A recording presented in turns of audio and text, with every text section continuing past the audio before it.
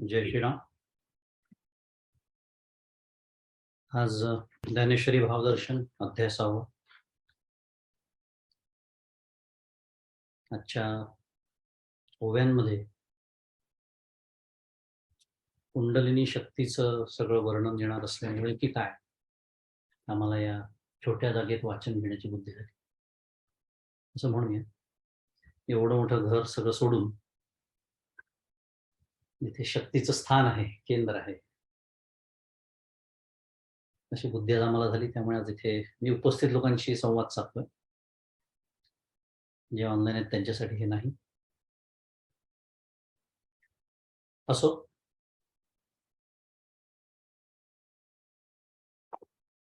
मागच्या वेळेला आपण ओवी क्रमांक 211 ते 218 अशा साधारण 7 ओव्यांचा आपण अभ्यास केला होता. 7च झाले होते ओवे, पण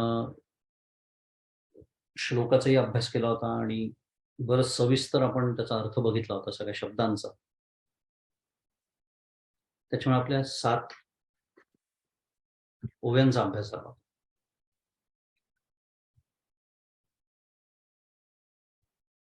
बाहेरची सगळी परिस्थिती म्हणजे बहिरंग ज्याला म्हणता येईल, ते सगळं सांभाळून आता ध्यानाला बसलेला जो योगी आहे, हठयोगी आहे विशेषतः,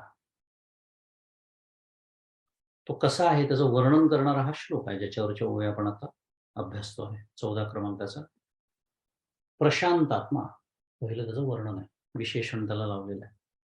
प्रशांत, त्याची शांती पुन्हा कधीच ढळत नाही असा प्रशांत, प्रकर्षाने शांत झालेला, प्रकर्षेण शांत आत्मा अंतःकरणस्य यस्य सहा, अशी त्याची व्युत्पत्ती, प्रशांत आत्मा. कारण मागच्या वेळेला वर्णन केलं होतं की आपणही शांत असतो, झोपेमध्ये 6-7 तास आपण सगळे शांत असतो, पण ती शांती त्या झोपेच्या काळापुरतीच टिकते. कारण मला अशांत करणार अंतःकरण स्थिती नसल्यामुळे, पण ज्या क्षणी मी जागा होतो त्या क्षणी सगळी अशांती माझ्यासमोर दत्त म्हणून हजर असते.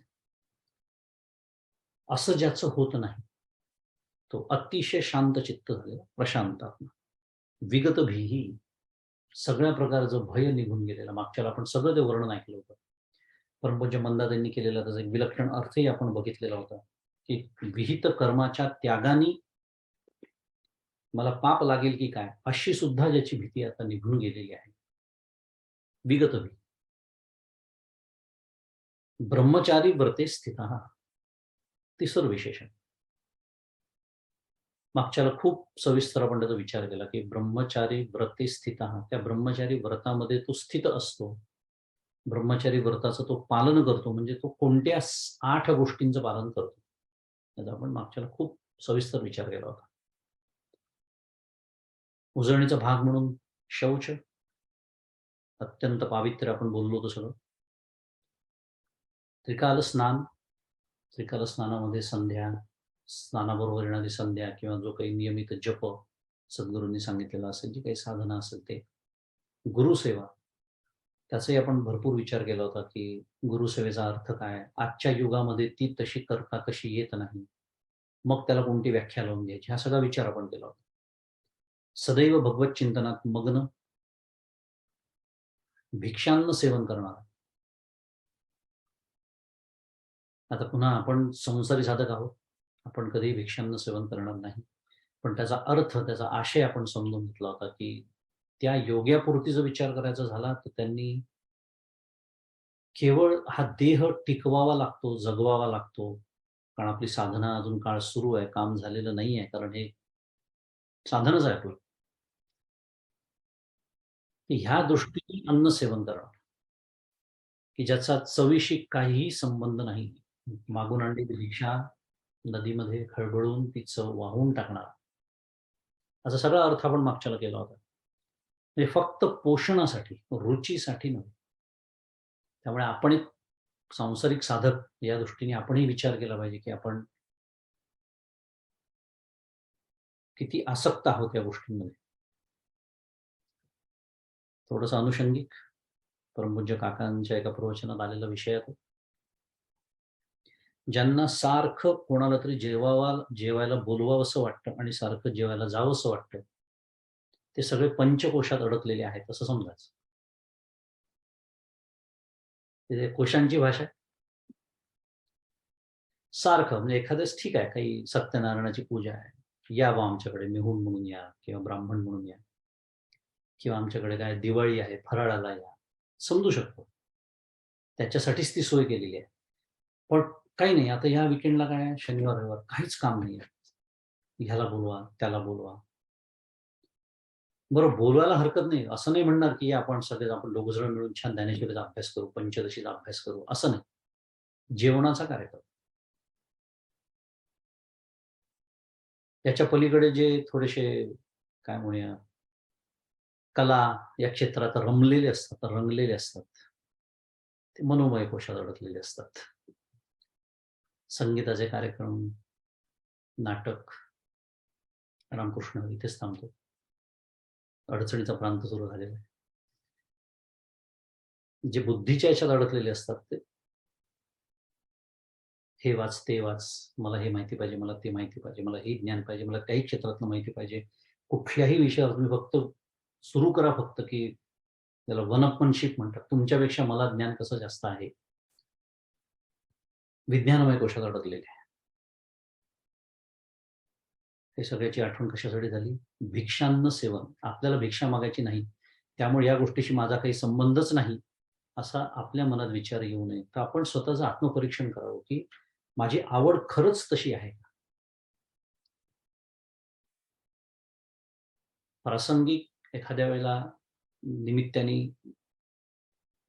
जे काही आपल्याकडे पंचपक्वान्नाचं जेवण होतं, ते पुन्हा तेच आहे, आपण सांसारिक आहोत, त्याचा आनंद घेऊ नये असं अजिबात नाही. पण केवळ सदैव मी त्याचंच विचारत असतो, आज हे खाल्लं, उद्या ते खाणार, आता घरी करता येत नाही, हॉटेलमध्ये जाऊ, या रेस्टॉरंटमध्ये नाही, गावात नवीन रेस्टॉरंट कोणतं उघडलेलं आहे, तिथे जाऊन मी आलंच पाहिजे. भिक्षान्न, विचार करायचा आपल्याला. आणि तो जो योगी असतो, तो तर पाचही विषयांचा, ज्याला शब्द स्पर्श रूप रस गंध असं म्हणतात, या पाचही विषयांचा त्याग करतो, की त्याचा आता भोग म्हणून त्याग, हे सगळ्यात महत्वाचं. त्याचा अक्षरशः त्याग ज्याला म्हणतात होऊ शकत नाही, कारण आता अन्न सेवन करतो म्हणजे काय, शेवटी अन्न ग्रहण करतोच ना.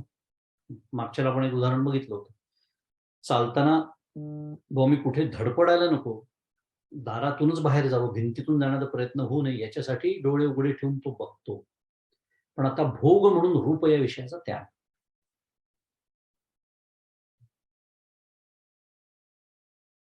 त्यामुळे हे विषय केवळ माझ्या निर्वाहापुरती आता ते वापरायचे फक्त बस. भोग म्हणून या कुठल्याच विषयाचं सेवन नाही, मान नाही, सन्मान नाही, कीर्तीची कुठलीही अपेक्षा नाही, आणि देहसुख या सर्वांचा जो त्याग करतो, तो ब्रह्मचारी व्रतामध्ये स्थित असतो, असा आपण मागच्याला अभ्यास केला होता. प्रशांतात्मा विगत भीही ब्रह्मचारी व्रते स्थित मनसंयम्य. एवढं सगळं जो करतो, त्याचा स्वतःच्या मनावरती संयम प्राप्त होतो. माझा जर होत नसेल, तर या सगळ्या याच्यात मी कुठेतरी गडबड झालेली आहे एवढं समजून चालायचं.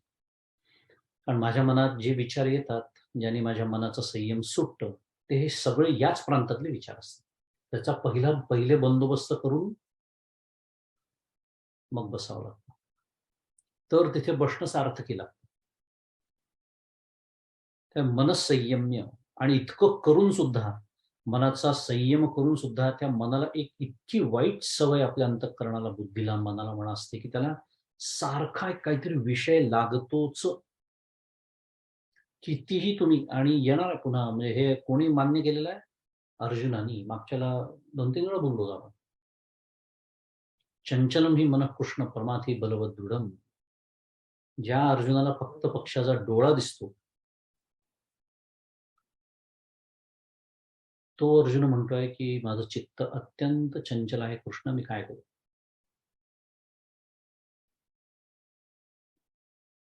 असंशय महाबाहो, भगवान सुद्धा मान्य करतात, त्याच्यात अजिबात संशय नाही की मन आपलं चंचल आहे. मुद्दा असा आहे की त्याला काही ना काहीतरी द्यावंच लागतं.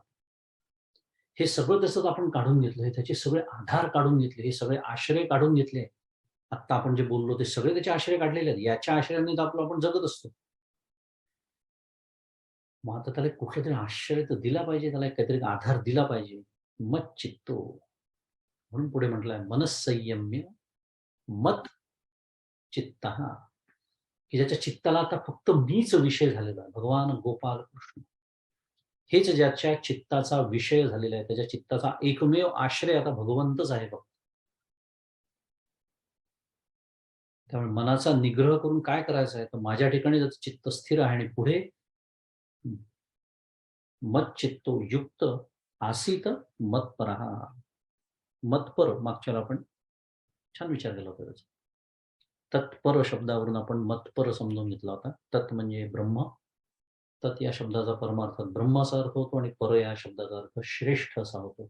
त्याच्यापेक्षा दुसरं श्रेष्ठ काही नाही असं मानणारा म्हणजे तत्पर. आणि ते भगवंत स्वतःबद्दल बोलतात आहेत म्हणून मतपर. कारण तत् त्वम असि यातलं जे तत् आहे तेच भगवान गोपाल कृष्ण आहे. आपण काय शिकतोय तिकडे मंगळवारी? स्तोत्र शिकतोय ना. सत्यम ज्ञानम अनंतम अशी याची सुरुवात आहे. वर्णन कोणाचं आहे? गोपाल कृष्णाचं आहे.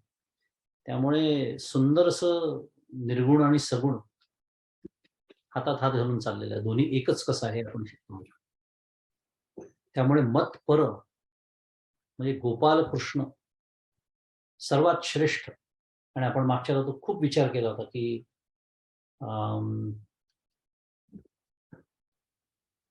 एखाद्या ठिकाणी माझं चित्त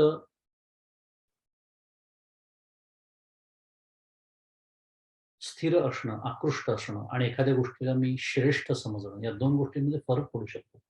असा विचार आपण मागच्याला केला होता, आठवत असेल तर. आणि म्हणून या दोन गोष्टी ते वेगळ्या मांडलेल्या भगवंतांनी. मत चित्त पण म्हटलेलं आहे आणि मत परही म्हटलेलं आहे. कारण ज्याला आपण श्रेष्ठ समजतो त्याचा पाठपुरावा करतो. मागच्याला खूप विचार केला आपण त्याचा.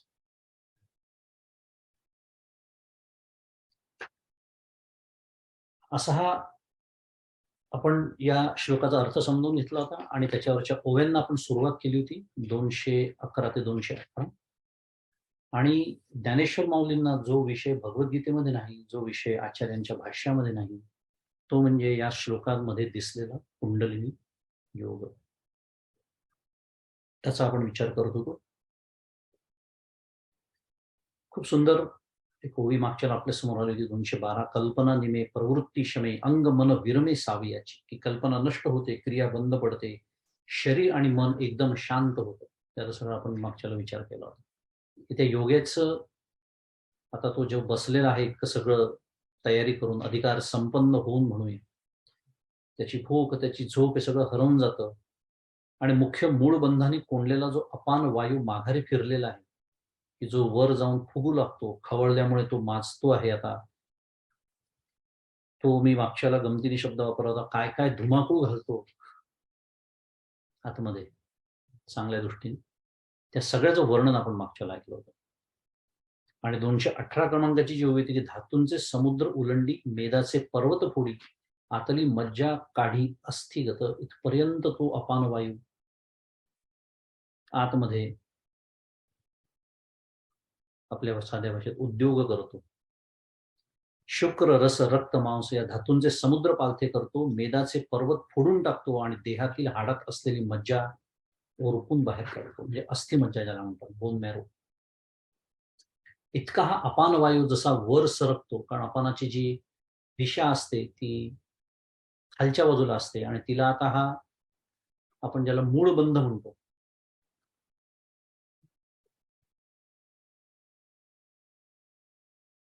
आज जे नवीन आले त्यांच्यासाठी आज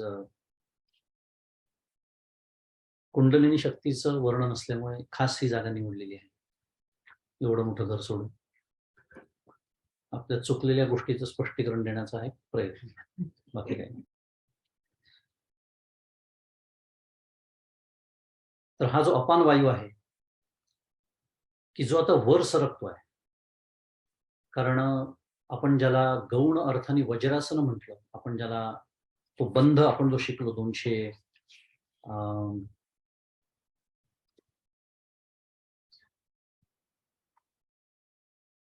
मूळ बंध म्हणतात त्याला. त्याचं गौण नाव वज्रासन असं.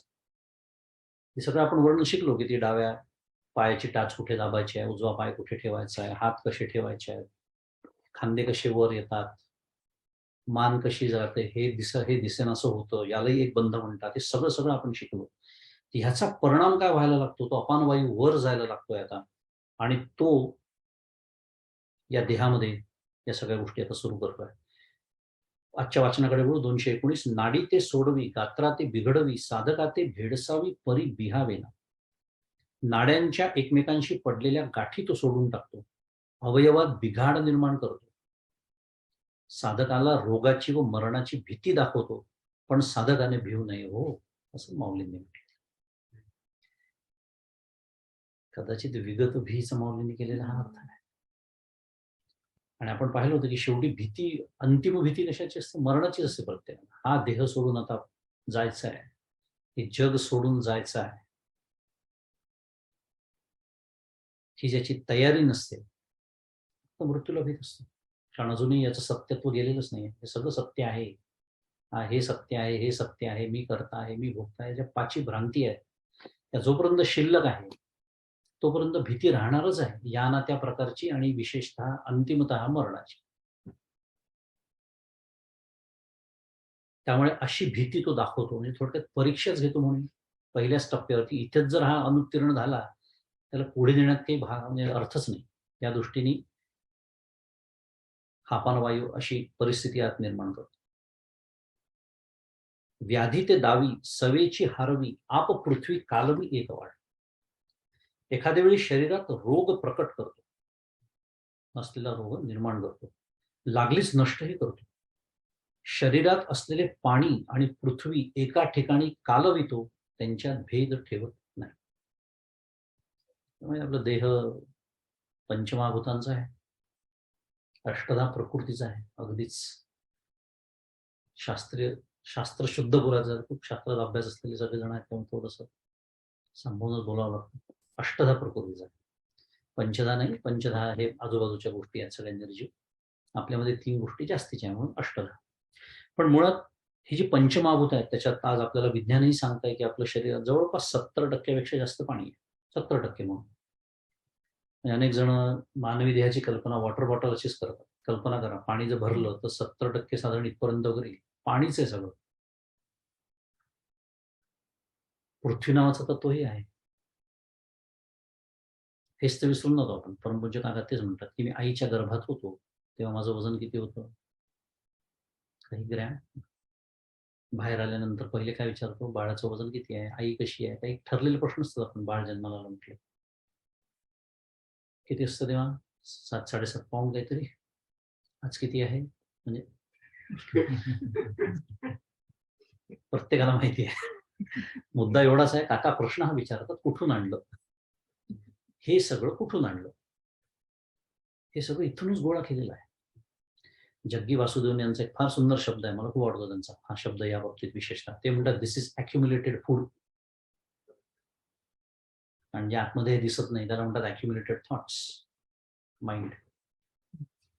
म्हणजे हे पृथ्वी तत्वातनं, हे पृथ्वीतनं गोळा करत करत काका म्हणतात हे उभं केलेलं आहे. त्यामुळे त्याची वेळ आली की त्याला ते परत द्यावं लागतं.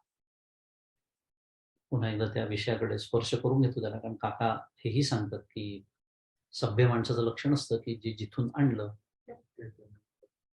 त्याची वेळ झाली की त्याला ते योग्य वेळ परत करायचं असतं. रामकृष्ण. तर हे जे आतमध्ये आहे पृथ्वी तत्व आहे, आप म्हटलंय त्यांनी. आप आणि पृथ्वी कालवी एक वाट, त्यांच्यामध्ये भेदच आता तो ठेवत नाही. तव हिरीकडे धनुर्धरा, आसनाचा उबारा, शक्ती करी उजगरा, कुंडलिनी ते.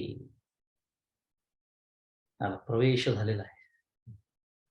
अर्जुना, त्यावेळी दुसरीकडे वज्रासनामुळे निर्माण झालेली शरीरातील उष्णता ती कुंडलिनी नावाच्या शक्तीला जागी करते. अजून मणिबंध आपण आता बोललो, किंवा तो वज्रासन आहे. म्हणजे अपान वायू वर जेव्हा जातो तेव्हा तो काय काय करतो हे आता आपण सगळं वर्णन ऐकलं. आतापर्यंतचं वर्णन त्याचं होतं.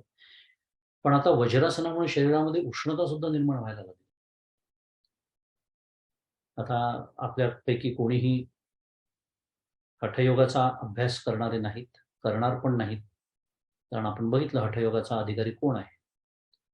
प्रापंचिक मनुष्य हठयोगाचा अधिकारी शक्यतो नसतो. एखाद्या वेळेस काही अपवाद असतील तर माहिती नाही, पण हठयोगाचे जे भयंकर कडक नियम आहेत आणि म्हणून तो संन्यासासाठी जो सर्वसंग परित्याग करून निघून गेलेला आहे, त्याच्यासाठी आपण तरी सुद्धा काही गोष्टी, जर कोणी गायत्रीचा जप नियमित करत असतील, योग्य पद्धतीने करत असतील, याचा उल्लेख याच्यासाठी करतोय.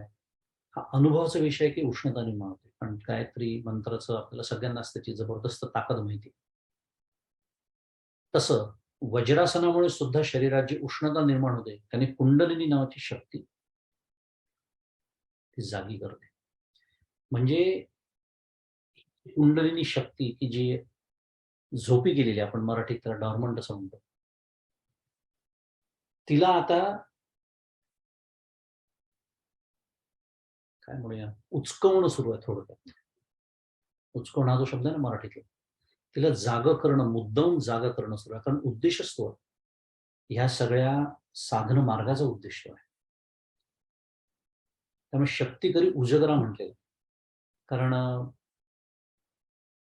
इतर काही साधना पद्धतीमध्ये तिचा हळूहळू विकास होऊ शकतो, तो वेगळा. पण इथे तिला जागृत मुद्दाम करतात. आणि पुढे महाराज म्हणतात की नागिणीचे पिले कुंकुमे नाहले, वळण घेऊन आले सेजे जैसे. की केशराच्या पाण्याने नाहलेले नागिणीचे पिल्लू वेटाळे घालून जसे झोपी गेलेले असावे, अशी ती शक्ती असते. आपल्या सगळ्यांच्या शरीरामध्ये ती शक्ती आहे. सगळ्यात महत्वाचं ती शक्ती रूप आहे. शक्ती हा शब्द विसरायचा नाही. कारण नाही तर असता काय कुठल्याही सिटी स्कॅन मध्ये, MRI मध्ये, MRIचा तर प्रश्नच नाही, पण सिटी स्कॅन म्हणा, एक्सरे म्हणा, याच्यात कुठेही हे बघा ही दिसली मला असं झालेलं नाही. याचं जाऊ द्या. मन किती डिसेक्शन झाले आतापर्यंत, सापडलं का मन कोणाला? नाही सापडलं. मुद्दा असा की शक्ती रूप आहे, हे लक्षात ठेवायचं. पण तिचं वर्णन आता आपल्यासमोर एक, आता आपण काय म्हणूया त्याला, शुद्ध मराठीत मॉडेल म्हणतो आपण त्याला. प्रारूप संस्कृत शब्द होता, मराठी बोलू आपण मॉडेल म्हणतात त्याला. तर एक मॉडेल आपल्यासमोर म्हणा, एक रूपकात्मक असं एक चित्र आपल्यासमोर ठेवतात आहे की ती कशी आहे शक्ती. ती जणू काही त्या सर्प कसा असतो, आणि त्याला 3.5 आहे वर्णन पुढे, 3.5 वेटोळ्यांची ती असते. तुम्ही जर इंटरनेटवर कुंडलिनी टाईप केलं तर तुम्हाला खूप चित्र येतील. त्या चित्रांमध्ये तुम्ही फार बरोबर असे 1, 2, 3 आणि अर्ध असं 3.5 वळणाची ती त्या रूपाने ती दाखवल्या जाते. पण ते जणू काही आत्ता ह्या क्षणी ती झोपी गेलेली असते. तैसी ते कुंडलिनी मोटकी औट वळणी अधोमुख सर्पिणी निदेली असे. तशी ती बारकीशी, अजगरासारखी नाही आहे ती, बारकीशी व 3.5 वळणे असलेली, खाली तोंड असलेली कुंडलिनी आहे. तशी नागासारखी फणा काढून कधीच तुम्हाला चित्र दिसणार नाही तिचं.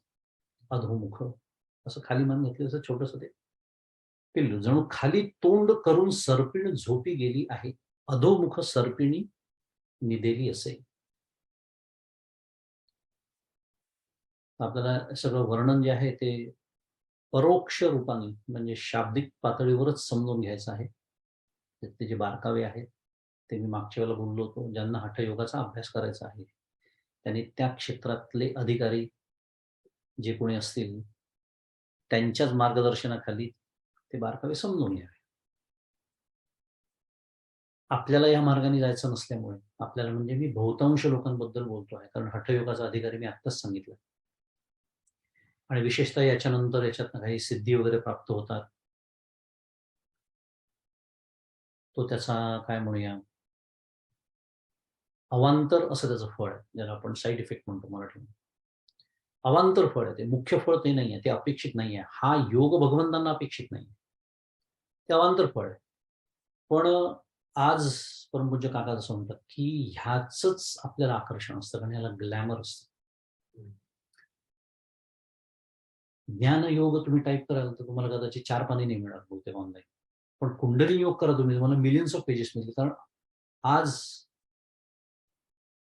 म्हणजे भारतातल्या कशाला, भारताबाहेरच्याही लोकांना ह्याच अट्रॅक्शन जास्त, की ते बाजूला सगळं ते काय धुनी पेटवून बसलेले, ते निखाऱ्यांवर बसून साधना करणारे, स्वतःला उलटे टांगून घेऊन साधना करणारे, एका पायावर उभं राहून साधना करणारे, हजारो वर्ष हिमालयामध्ये बसलेले हे जे हठयोगी आहेत, ह्यांचं आकर्षण जगाला जास्त आहे. कारण ग्लॅमर शब्द वापरला का, पण ह्याच्यातनं जे सिद्धी प्राप्त होतात, अनेक सिद्धी प्राप्त होतात. थोडंसं विषयांतर होत आहे, पण एकनाथी भागवत जे 11 स्कंधावरती भगवंतांनी, आपण मागच्याला बोललो होतो, प्रभास क्षेत्री भगवंत जेव्हा जातात, त्याच्या आधी उद्धवाला जेव्हा ते मार्गदर्शन करतात, जे उद्धव गीता म्हणून प्रसिद्ध आहे, त्याच्यावर एकनाथ महाराजांनी भागवतामध्ये या सिद्धींचं वर्णन करताना सांगितलं किती सिद्धी आहे. त्यातल्या ज्या मुख्य 8 सिद्धी आहे, अणिमा, लघुमा, गिरिमा वगैरे सगळ्या 8 महासिद्धी ज्याच्या दारी पाणी भरतात, असं जे अंतिम आत्मदर्शन आहे, आत्मसुख आहे, हे सगळं मी का वर्णन केलं? ते ज्याला प्राप्त झालेलं आहे ते आतल्या आत होतं ना, बाहेर दिसत नाही, त्याचे फोटो काढता येत नाही, त्यामुळे त्याला ग्लॅमर नाही, आकर्षणाचं वलय नाही, त्याच्याबद्दल कोणालाही कुतूहल नाही. कारण ते समजून घेण्यासाठी संत सहवासात जावं लागतं, राहावं लागतं, तेव्हा कळतात की सद्गुरू काय, तेव्हा कळतं संत काय. पण हे असं काही दिसलं की मग लगेच आपली चित्त लगेच, अरे बापरे, जोरदार दिसतं प्रकरण एकदम, लगेच मग त्याची मुलाखती, त्यांचे व्हिडिओ, ठीक आहे. जगाबद्दल आपल्याला काही बोलायचं नाही, पण मुद्दा असा आहे की आपल्याला ह्याच्यातून काय घ्यायचं आहे. ज्ञानेश्वरीमध्ये आपल्यासमोर हा सगळा विषय आलाय म्हणून आपण अर्थातच त्याचं वाचन करणारच आहोत, समजून घेणार आहोत जेवढं आपल्याला शक्य आहे तेवढं. पण अपेक्षित काय आहे हे नेहमी लक्षात ठेवायचं. अशी ती जणू खाली तोंड करून ती सर्पिणी झोपी गेली आहे. कशी आहे ती, तिचं वर्णन महाराज करतात. विद्युल्लतेची विडी. आता आपण कल्पना करू शकतो की ज्ञानेश्वर महाराजांचा जो संप्रदाय, तो नाथ संप्रदाय, नाथ संप्रदायामध्ये फार महत्व आहे याला, योगाभ्यासाला, हठयोगाला म्हणे. त्याच्यामुळे कदाचित महाराजांनी विषय इथे आणला असेल की त्यांचा, कारण जसे गोपालकृष्ण योगेश्वर समजला जातो, त्याच्या महासिद्धींचं मी वर्णन केलं ना, त्या महासिद्धी भगवंतांच्याच ठिकाणी स्थित आहे, भगवंतच ती प्रदान करतात. आणि शेवटी भगवंताशी आपण जेव्हा एकरूप होतो तेव्हा ती या सिद्धी पुन्हा ज्याच्या दारी पाणी भरतात म्हणतात, ती सगळ्यात महान सिद्धी म्हणजे ब्रह्मानुभव. तर मुद्दा असा की नाथ संप्रदायामध्ये याचं महत्व आहे. स्वतः ज्ञानेश्वर महाराज अत्यंत श्रेष्ठ योगी होते, आपल्या सगळ्यांनाच माहिती आहे. त्यांचे सद्गुरू मच्छिंद्रनाथ गोरक्ष, ही सगळी जी परंपरा आहे ही नाथ संप्रदाय. म्हणून हे वर्णन फार काय बोलण्याची गरज नाही, ज्ञानेश्वर महाराजांचंच वर्णन आहे, पण विचार करायला लावणारं वर्णन आहे. विद्युल्लतेची विडी, वन्ही ज्वाळांची घडी, पंधरे याची चोखडी घोटी व जैसी, जणू विजेची वाटोळी कडी. आता वर्णन करतात आहे त्या कुंडलिनी शक्तीचं. जणू विजेची वाटोळी कडी, अग्नीच्या ज्वालांची घडी, किंवा शुद्ध सोन्याची आटवून तयार केलेली लगड जशी, पंधरे याची चोखडी. आपण म्हणायचा विचार करू, ज्ञानेश्वरीच्या काळामध्ये सोन्याचा जो भाव होता तो 15 पैसे, माहित नाही कुठे तोळे का किलो का काय, पण म्हणून 15 याची चोखडी, शुद्ध सोनं ज्याला म्हणतो आपण, 24 कॅरेट मराठी. तर शुद्ध सोन्याची जणू काही आटवून तयार केलेली लगड आहे, जणू काही अग्नीच्या ज्वालांची घडी आहे. कल्पना करा, अग्नीच्या ज्वालांची घडी घालणं म्हणजे काय. विजेची वाटोळी कडी आहे, तैसी सुबद्ध आटली, कुटी होती दाटली, ते वज्रासनी चिमुटली सावध होय. तशी ती तेजस्वी व्यवस्थितपणाने संकुचित झाली, अशी वाकडे तिकडेशी काहीतरी पुरचुंडी करून राहिल्या, व्यवस्थितपणाने छान एखाद्या गोष्टीची कशी घडी घालून आपण ठेवावी, तशी जणू काही ती त्या अग्नी ज्वालांची घडी. म्हणून ती तेजस्वी व्यवस्थितपणाने संकुचित झालेली, नाभीच्या द्रोणात जी दाटून बसलेली असते, ती वज्रासनाने चिमटल्यामुळे जागी होते. साधारणपणे मणिपूर चक्र, स्वाधिष्ठान चक्र, इथे महाराजांनी म्हटलं की नाभीच्या द्रोणात म्हणजे मणिपूर, तेथे नक्षत्र जैसे उलंडले. आता ती जागी झाली आहे. तर काय होतं, तेथ नक्षत्र जैसे उलंडले की सूर्याचे आसन मोडले, तेजाचे बीज विरुढले अंकुरेशी. ते त्यावेळी नक्षत्र जसे पालथे पडावे किंवा सूर्याचे आसन मोडावे अथवा तेजाचे बीज अंकुरासह वाढलेले असावे. तेजाचं बीज, कल्पना करा. हे सगळ्या कल्पना करायच्या आपण. ट्राय टू व्हिज्युअलाइज शुद्ध मराठीत पुन्हा तुम्हाला तुमच्या आपापल्या मजदुराप्रमाणे. आणि जणू त्याला अंकुर फुटलेला असावा. त्या तेजाचं बीज हे तेजाचं, त्याला अंकुर फुटलेला आहे. तैसी वेढिया ते सोडिती, कवतिके अंग मोडिती, कंदावरी शक्ती उठिली दिसे. त्याप्रमाणे ती शक्ती वेटोळे सोडीत, कौतुकाने अंग मोडीत, स्वाधिष्ठान चक्रावर उठलेली दिसते. आता ती जागी झाली आहे. तर आता ती वेटोळे सोडते. ती आत्तापर्यंत छान घडी घातलेली, वेटोळे घातलेली अशी ती व्यवस्थित तिथे सुप्तावस्थेमध्ये, मगाशी मराठी डॉर्मंट शब्द सांगितले, सुप्तावस्थेमध्ये ती आता जागी झाली आहे. ती जणू काही कौतुकाने आता अंग मोडीत, आपण कसं सकाळी झोपेतनं उठल्यानंतर आळस देतो असं अंग, असं तसं. आणि ती स्वाधिष्ठान चक्रावरती उठलेली दिसते. आता वर्षानुवर्ष काय म्हणूया किंवा जन्मानुजन्म असं म्हणूया, ती सुप्तावस्थेमध्ये असलेली शक्ती आता जागी झालेली आहे. सहजे बहुता दिवसांची भूक वरी चेवविली ते होय मिश, मग आवेशे पसरी मुख ऊर्ध्व उजू. सहजच तिला पुष्कळ दिवसांची भूक आणि तशातच वज्रासनाच्या उष्णतेने जागी केलेली, काय शब्द आहे, झालेली नाही, केलेली. मी उचकोण मग अशी म्हणाल ते त्याच्यासाठी. वरी चेवविली माऊलींचे शब्द आहे. तिला चेववलाय, चेतवलाय तिला. त्यामुळे वज्रासनाच्या उष्णतेने जागी केलेली ते एक निमित्त होते. त्यामुळे मग आवेशाने सरळ वर तोंड पसरते. आतापर्यंत जी अधोमुख होती ती आता वर तोंड पसरते. पुन्हा मी काय म्हणालो मगाशी, हे प्रारूप आहे. काहीतरी आपल्याला एक लागतं ना, विचार करायला एक आधार लागतो, त्याच्यासाठी हे दिलेलं आहे.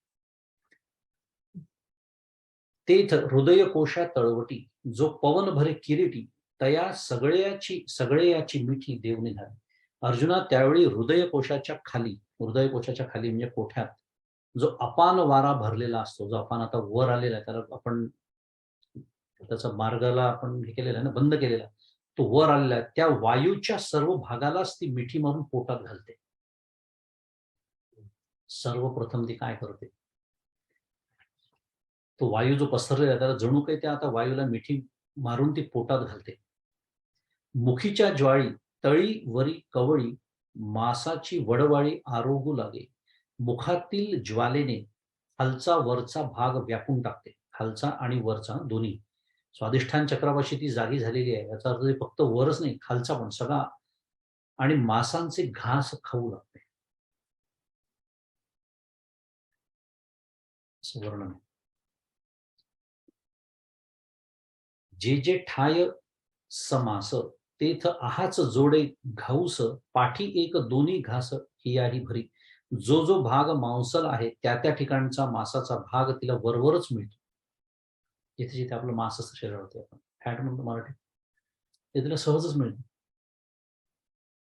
नंतर एक दोन घास ती हृदयातही भरते. आता एक मी मागच्या वेळेला बोललो होतो व्हॉट्सअपवरती, काही वर्षांपूर्वी एक फोटो आला होता एका योग्याचा, तुम्ही बघितला असेल सगळे. तुम्हाला मिळालं तुम्ही पुढच्याला तुम्हाला दाखवीन. कशासाठी बोललो मी हे आत्ता मला का बरं त्याचं स्मरण झालं. जे हठयोगी असतात, पुन्हा मी योगी शब्द जेव्हा वापरतोय त्याचा अर्थ हठयोगी, त्यांचं तुम्ही पहा बहुतांश बॉडी बिल्डर योगी तुम्हाला कधी दिसणार नाही. बॉडी बिल्डर म्हणजे खूप अंगावरती सगळं नाही. योगी म्हटलं आपल्याला कधी कधी विचारी मनात येत असेल की कदाचित यांना खायला मिळत नाही म्हणून असं होतं का. त्याचं उत्तर मिळत आहे. ते तर आहेच, त्यांचं खाणं त्यांचं आहे, त्याचे वर्णन पुढे येणारच आहे. मुळात त्यांचं अन्नाचं जे गरजच मुळात खूप संपून गेलेली असते. पण जणू काही ही वरची कातडी त्या हाडाला चिकटवावी, एक्सरे न काढता सगळं मोजून घ्यावं, प्रत्येक हाड आणि हाड असे ते का दिसतात नेहमी? आतमधून ती सगळं हे आता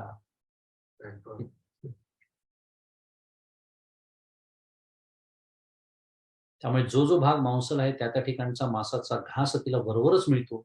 नंतर 1-2 घास ते हृदयातही भरते. मग तळवे तळहात शोधी, ऊर्ध्वीचे खंड भेदी, झाडा घे संधी प्रत्यंगाचा. हे झाल्यानंतर मग काय करते ती? मग पायाचे तळवे आणि तळहात याचे शोधन करते. शोधन करते म्हणजे त्यांना स्वच्छ करते. वरच्या मांस भागाचे भेदन करते. सर्व सांध्यांचा, मराठी जॉइंट्स, आणि प्रत्येक लहान सहान अंगांचा ती झाडा घेते. संपूर्ण शरीरामध्ये आता धुमाकूळ थोडक्यामध्ये. अधोभाग तरी न सांडी, परी नखीचेही सत्व काढी, त्वचा धुवनी जडी पांजरेशी. आता हे सगळं ते शक्ती जागी झालेली आहे. ती शरीरात हे सगळे आता बदल आतमध्ये योगाच्या घडवते आहे. ती शक्ती आपला स्वाधिष्ठान चक्राचा आश्रय तर सोडत नाही. जागा सोडलेली नाही आहे तिने. ती तो आश्रय म्हणजे तिथेच आहे. जिथे ती इतके वर्ष वेटोळे घालून बसली होती. सुप्तावस्थेमध्ये ती शक्ती. नागाचं रूपक घेतल्यामुळे वेटोळे घालून म्हणायचं आपण. नाहीतर ती तेजाची घडी असंही त्याचं वर्णन. म्हणून मी प्रारूप शब्द वापरला. मॉडेल. तर ती स्वाधिष्ठान चक्राचा आश्रय तर सोडत नाही, पण नखातले देखील ती सत्व बाहेर काढते. त्वचा धुवून हाडांच्या सापळ्याशी चिकटवून देते. काय वर्णन आहे? त्वचा धुवूनी जडी पांजरेशी. मी मगाशी आत्ता जे बोललो होते की एक्सरे न काढता प्रत्येक हाड आणि हाड, बरगड्या आणि बरगड्या ज्या मोजून घ्याव्या त्या योग्याचे जे दिसतं. थोडक्यामध्ये लक्षात आलं असेल या सगळ्याचा अर्थ एकच आहे. सगळी अशुद्धी आता शरीरातली संपूर्णपणे जणू काही संपूर्ण देहाचा कायापालट होतो त्या योग्याचा. जे मानवी देहातली अशुद्धी असते ती सगळी आतमधून धुवून काढते ती सगळी. आणि काय उरतं फक्त आता जी कातडी उरते ती जणू काही त्या हाडाला चिकटवून द्यावी आता बस. आता आतमध्ये काही उरलेलंच नाही. त्यामुळे नखातले देखील सत्व बाहेर काढते आणि त्वचा धुवून हाडांच्या सापड्यांशी चिकटवून देते. अस्थिचे नळे निरपे, शिरांचे हिर बोरपे, तव बाहेरी विरूढी करपे रोमबीजांचे. हाडाचे नळे निरपून घेते. निरपून घेते म्हणजे याचा अर्थ खरवडून काढते असा त्याचा अर्थ. हाडांचे नळे शिरांच्या कड्यांना ओरपून काढते, तेव्हा बाहेरच्या शरीरावरील रोमांच्या बीजांची वाढ करपून जाते. हे रोम असतात ना शरीरावरती. मग सप्त धातूंच्या सागरी तहानलेली घोट भरी आणि सवेची उन्हाळा करीत खडखडीत. आपण मागच्या तुम्हाला आठवत असेल 7 धातूंचा विचार केला होता. धातू आपण त्याला मराठीत बिल्डिंग ब्लॉक्स म्हटलं होतं शरीराचे. मग तहानेने व्याकुळ झालेली ती शक्ती, आता तिला तहान लागली आहे. हे जे रस, रक्त, मांस, भेद, अस्थि, मज्जा आणि शुक्र हे जे सप्त धातू आपल्या शरीरामध्ये आपल्याला हे सांगतं आपलं आयुर्वेदातलं जे वर्णन आहे मागच्याला आपण सगळं बघितलं होतं. हे जणू सप्त धातूंची जे सागर म्हटलंय त्याच्यात शिरून एका घोटासरशी त्यांना पिऊन टाकते आणि तात्काळ खडखडीत उन्हाळा करते. आता 70% पाणी असेल शरीरात, किती हलकं शरीर झालं असेल त्या योगाचं. कल्पना करा. आपण एक म्हणून मी म्हटलं की तुमच्या कल्पनाशक्तीला खूप वाव आहे. तुम्ही आपापल्या हा मार्ग आपल्याला जरी अनुसरायचा नसला तरी जे योगी आपले हठयोगी म्हणतात असं हजारो वर्ष बसलेले आहेत, हजारो वर्ष ते कसे बसू शकतात आहे. पहिली गोष्ट तर त्यांचं शरीर टिकूच कसं शकतंय 1000 वर्ष, की ज्या विज्ञानाला महाभयंकर कोड आहे. डीएनएच्या पातळीवरती जिनोम डिकोड पूर्ण झालेला आहे. ह्युमन जिनोम आपल्याला माहिती आहे. हे जे आहेत सगळे so called billionaires, they are investing billions of dollars in that research. का? कारण त्यांना मरायचं नाही आहे. कारण आता हे सगळं मी कमावलेलं आहे सत्य सगळं, ते सोडून जायची कल्पना सहन होत नाही. त्यामुळे रिव्हर्सिंग एज, ह्युमन एज याला म्हणतात, की आपली जी ग्रोथ आहे ती रिव्हर्स कशी करता येईल याच्याबद्दल जो काही संशोधन सुरू आहे त्याच्यामध्ये ते इतका आले पैसे उठतात.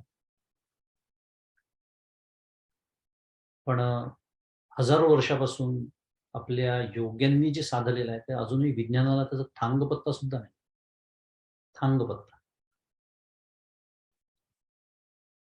किती वर्ष वय होतं चांगदेव महाराज आले होते ज्ञानेश्वर महाराजांकडे तेव्हा? 1400 वर्ष. 1400 वर्ष, 1400 years. Can you imagine? वाघावर बसून हातात साप घेऊन. योगीराज फार महान योगी होते. चांगदेव महाराज फार महान योगी होते. आणि दिसतं काय 1400 वर्ष मृत्यूला हुडकावून. मृत्यू आला की समाधीमध्ये चाललं जायचं. अमेझॉन वाले 2 वेळा नॉक करायचे दरवाजावर. निघून जायचे घरात कोणी नाही म्हटलं. 1400 वर्ष. पण असं 1400 वर्ष टिकवलेलं शरीर चांगदेव महाराजांनी, ज्ञानेश्वर महाराजांचं जेव्हा त्यांना अनुग्रह शब्द मी वापरत नाही कारण त्यांना अनुग्रह मुक्ताबाईंनी दिलेला आहे. ती होती 14 वर्षाची छोटीशी. सोडून दिलेला आहे, देह सोडून दिलेला आहे. मी का सांगतोय?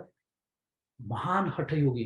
मी मगाशी जे बोललो ना सगळं वर्णन, या ज्या सगळ्या सिद्धी प्राप्त होतात, या सगळ्या सिद्धी, ज्या सिद्धीसमोर पदार्थ आहे ती त्या मुक्ताबाईजवळ, ती ज्ञानेश्वर महाराजांच्या जवळ. आणि ती सिद्धी नसल्यामुळे 1400 वर्ष हे सत्य हे टिकून ठेवलेलं. मी महान योगी, इतका महान योगी की या लहान मुलाला तुम्ही काय म्हणू. परमपूज्य म्हणावं तर स्वतःकडे कमीपणा, माझा अहंकार दुखवतो. बरं वयाने लहान म्हणावं तर ते इतके प्रसिद्ध, ते महान योगी आहेत म्हणून कोरस पत्र वाटा. सगळं माहिती आहे आपल्याला हे सगळं, पण याच्यातनं शिकायचं हे आहे आपल्याला.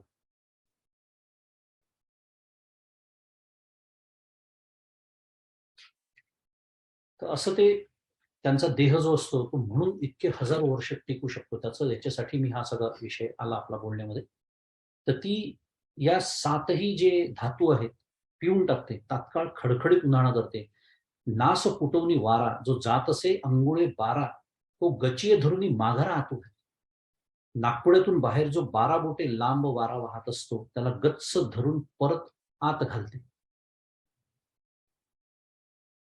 योगाचे असं समजलं जातं की योगी जो असतो त्याचा अधिकार कधी सिद्ध होतो? ती जी ज्योत अशी दिव्याची ज्योत किती अंतरावर ठेवल्यानंतर सुद्धा त्याची ज्योत अशी फडफडली नाही पाहिजे. म्हणजे माझ्या नाकातला जो वारा आहे बाहेर जाणारा श्वास, इतका तो संतुलित हवा. म्हणजे इथून तर सुरुवात होती योगाची बरं का, मी अगदी सुरुवातीचा टप्पा सांगितला.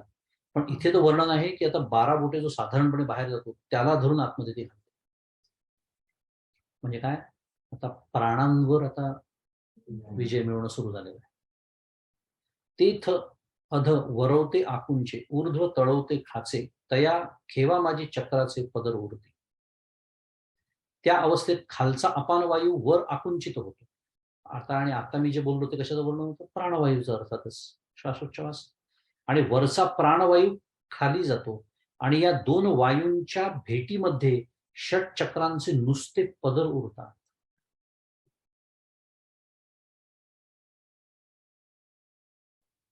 मगाशी मला आठवण झाली ती, मी नेहमीच बोलतो म्हणून बोललो नाही, पण आता पुन्हा मला आठवण झाली म्हणून बोलूनच टाकतो. गजानन महाराजांच्या पोथीतलं ते वाक्य मी नेहमी तुम्हाला सांगतो. महाराज काय म्हणाले होते? आजच्या विज्ञानापेक्षा योगशास्त्र श्रेष्ठ आहे. पुन्हा आठवण कशाकडे झाली? मी जे वर्णन केलं सगळ्या हठयोग्यांचं आपल्या हिमालयातल्या आणि इतर सगळ्या, आज विज्ञानाला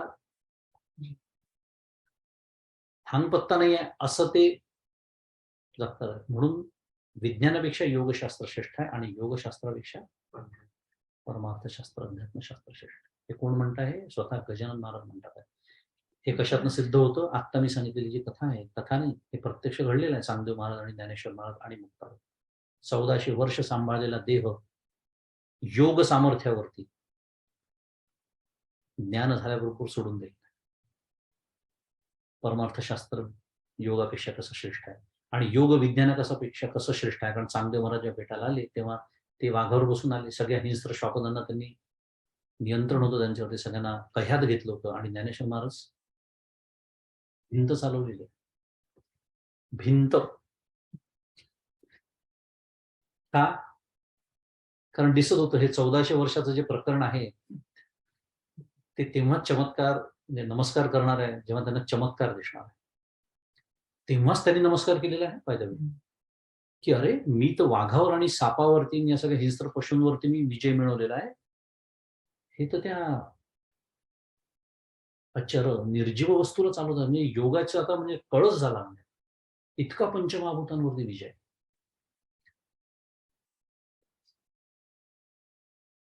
त्यामुळे हे जो अपान आणि प्राण यांचं जेव्हा भेट होते तेव्हा षटचक्रांचं नुसतं पदर उरतात. येरवी तरी दोन्ही तेव्हाची मिळती परी कुंडलिनी नावेक दुश्चित्त होती.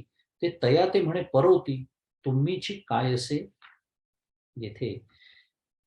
ते म्हणतात की एरवी तर हे दोन वायू वज्रासन आणि प्राणायाम या दोन साधनांनी तेव्हाच मिळाले असते. खरं तर प्राणायाम सुरुवातीचा होऊन गेलेला आहे आणि वज्रासन, पण कुंडलिनी काही काळ व्यग्र होती. कशात व्यग्र होती ते सगळं वर्णन आपण आता ऐकलं. कारण ती नुकतीच जागी झाली होती आणि ती काही वेळ शरीरातील सप्त धातू खाण्यात व्यग्र झाली होती. तिच्या खाण्यात प्राणपानांनी अडथळे आणले असते तर तुम्ही इथे कशा करता आलात, पलीकडे सरा, अशी त्यांना ती जणू म्हणाली असती. जणू म्हणाली असती. जणू काय आहे पुन्हा मॉडेल. सारांश काय आहे, कुंडलिनीने सप्तधातूंचा नाश केल्यावरच प्राणापानांचे खरे ऐक्य होते, हा त्याचा अर्थ आहे. या श्लोकाच्या अर्थामध्ये आपल्याला एक लक्षात येतं छान की याला स्टोरी टेलिंग म्हणतात. ज्ञानेश्वर महाराज आपल्याला कथा सांगतात. Is a great storyteller आजच्या भाषेमध्ये, बरोबर. पण कथा सांगण्याची पद्धत आहे, पण त्याचा अर्थ हा असा होतो की कुंडलिनी सप्तधातूंचा नाश केल्यावरच प्राणापानांचं खरं ऐक्य होतं. आता प्राणापानांचं ऐक्य हा शब्द खरं सांगायचं झालं तर बऱ्याच ग्रंथांमध्ये बऱ्याच वेळा घेऊन जातो. तुम्ही ऐकलं असेल प्राणापानांचं ऐक्य. त्याचा अर्थ नीट कळत नाही आपल्याला. ती फार पुढची अवस्था आहे योगामधली जर विचार केला. आणि ते तेव्हा सिद्ध होते जेव्हा कुंडलिनी सप्तधातूंचा नाश करते.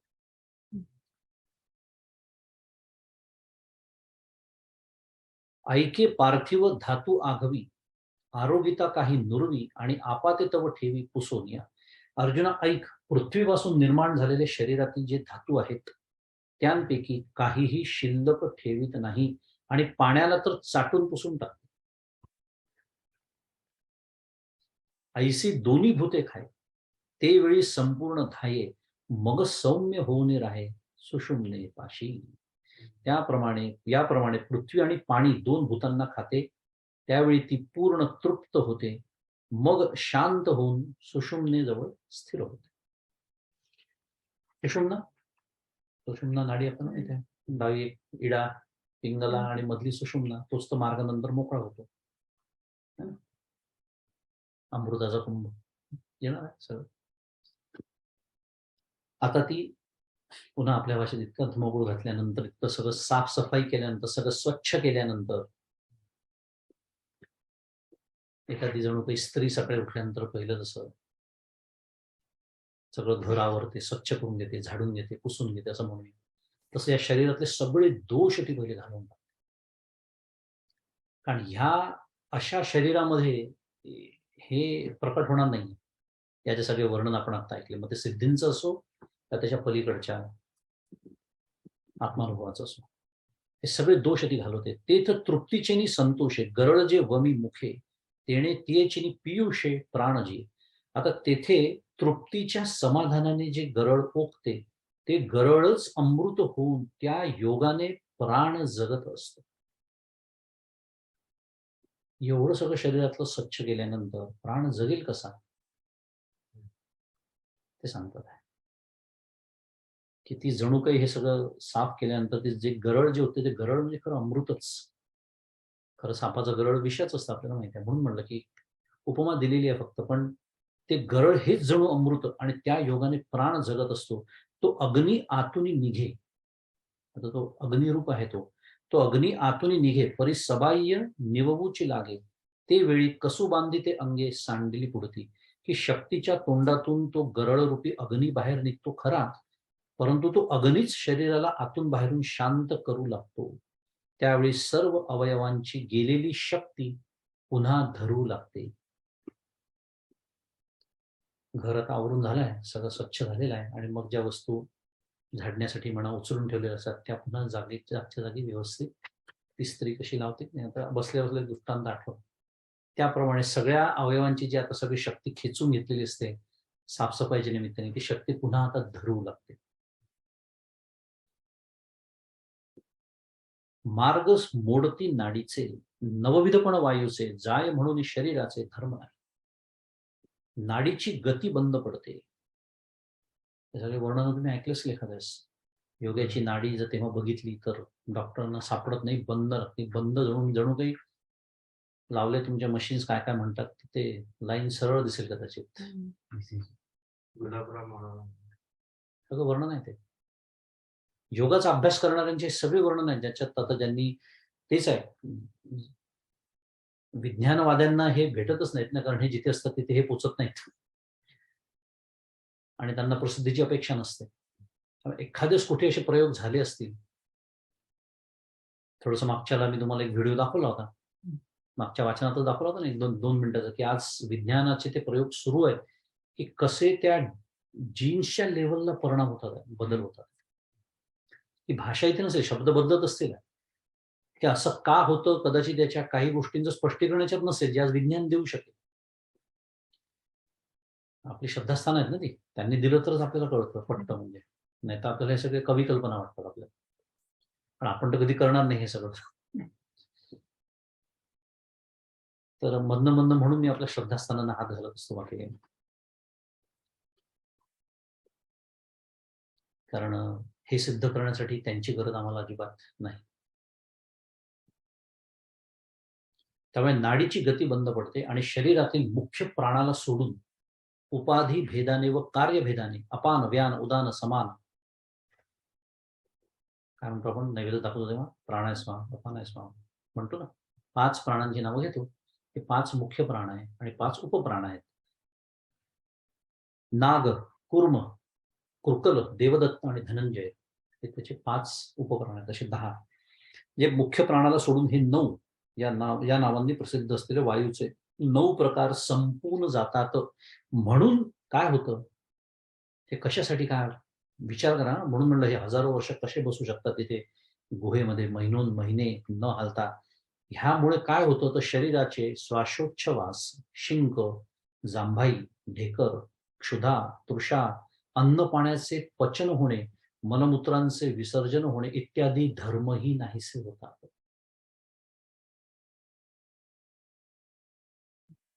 काय होत असेल शरीरामध्ये, म्हणजे ज्यांना थोडंसं शरीरशास्त्र माहिती आहे ते कल्पना करू शकतात की सगळी साफसफाई म्हणजे काय होत असेल आतमध्ये. कारण शरीराचे जे सहज धर्म, आता जी यादी दिली, इतके सहज धर्म आहेत ते, हे सुद्धा नष्ट होतात. कारण हे धर्म असला तर तो बसू शकणार नाही ना इतका दीर्घकाळ बैठकीमध्ये. 4 तासांनी जर भूक लागायला लागली त्या वगैरेसारखी, जमेल कसं हे सगळं. म्हणजे मी फक्त भुकेबद्दल बोललो, बाकी काहीच बोललो नाही. बाकी अनेक कार्यक्रम असतात आपले सुरू.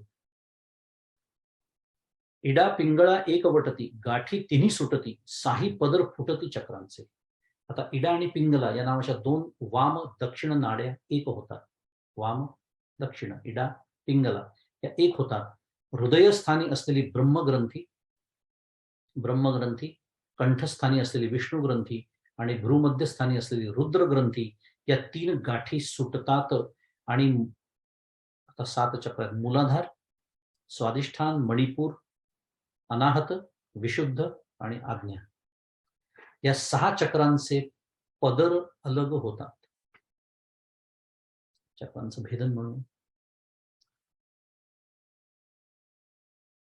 मग शशी आणि भानू ऐसा कल्पीचे जो अनुमान, जो वातीवरी पवनू व्यवसिता न दिसे.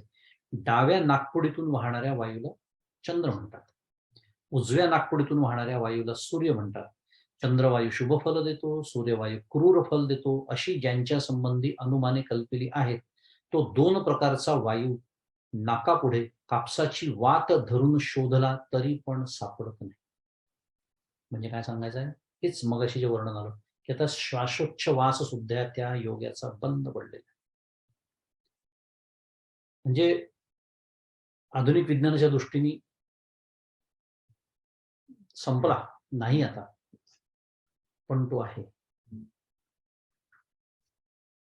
किंवा योगशास्त्र विज्ञानापेक्षा श्रेष्ठ आहे. थोडंसं तुमच्या श्रद्धास्थानाला मी धक्का लावत असेल तर क्षमा करा, पण असं आहे.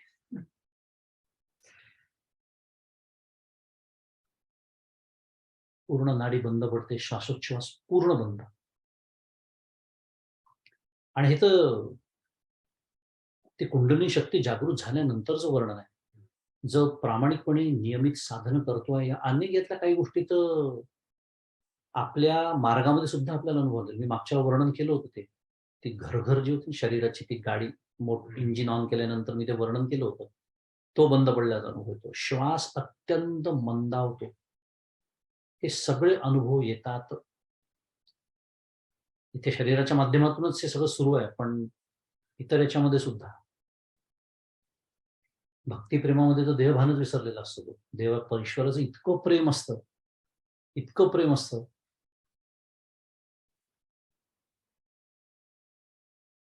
की श्रीकृष्ण जेव्हा घरी येतात, तेव्हा विदुर पत्नी अत्यंत भक्त श्रेष्ठ श्रीकृष्णांची. ते राजसभेत त्यांना उशीर होतो. तिथे महत्वाची मीटिंग नसते ना त्यांची.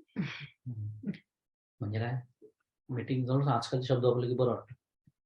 त्यांचा तिथे जो प्रतिवाद सुरू असतो की युद्ध टाळण्याचा प्रयत्न भगवंत करत असतात. आणि नंतर विदुराला घरी यायला उशीर होतो. दुर्योधनाने निमंत्रण दिलेलं असतं, या सगळे राजभोग घ्या, राजवाड्यात उतरा. नाही जात भगवंत, आपल्या भक्ताच्या घरी जातात. विदुर पत्नी असते. थोड्याने विदुर घरी येतात, कारण तिने भगवंताला केळी आवडतात म्हणून केळी बिळी आणून ठेवली असतात. ते घरी येऊन पाहतात, अगं काय करते तू हे? काय करते काय? माझ्या भगवंताला मी केळी खाऊ घालते. केळी खाऊ घालते, पाहा म्हणे काय करते. इतकी ती प्रेमात दंग त्या कृष्णाच्या, की ती केळं सोलते आहे, केळं बाजूला टाकते, सालं खाऊ घालते. आणि भगवंत खातायत. मी का सांगतोय आपल्याला हे हसायला येतं, पण हे घडतं जेव्हा भगवंताच्या प्रेमामध्ये. अनेक वेळा असं वर्णन आहे काही संतांचं, ते स्वतःच्या डोक्यावरती फुलं होऊन द्यायचे. काय हे कोणीतरी व्हिडिओ शूटिंग करताय ड्रॅमेटायझेशनसाठी, काही संबंध नाही. कोणीतरी पाहिलं म्हणून त्यांनी ते वर्णन करून ठेवलं. जिथे देव आणि भक्त मी एकच झालेलो आहे, जिथे माझ्या देहाचंच मला आता भान उरलेलं नाहीये, मी काय करतोय याचं मला भान उरलेलं नाही. मी काय सगळं सांगतोय एकदम मी शुद्ध मराठी ट्रॅक बदलला असं नाहीये. कारण खरं सांगू का, या अध्यायाची जी सांगता होणार आहे ना, ते भगवंत भक्तीमध्ये जाणून संपवणार आहे. मी तुम्हाला काय सांगतोय की प्रत्येक योगामध्ये समांतर गोष्टी कशा घडतात. इथे या गोष्टी देहभानच विसरलेला आहे. जो भक्त असतो, मीराबाई, संत मीराबाई आहे. आपण स्वतःला भक्त समजतो, आपण भक्त नसतो. हो, ते रामकृष्ण परमहंस, त्यांनी तर अनेक वेगवेगळ्या साधना केलेल्या. आपण फक्त उपासक असतो. मी भक्ताचं वर्णन करतोय, उपासकाचं नाही. उपासना तर मी पण करतो रोज. असो,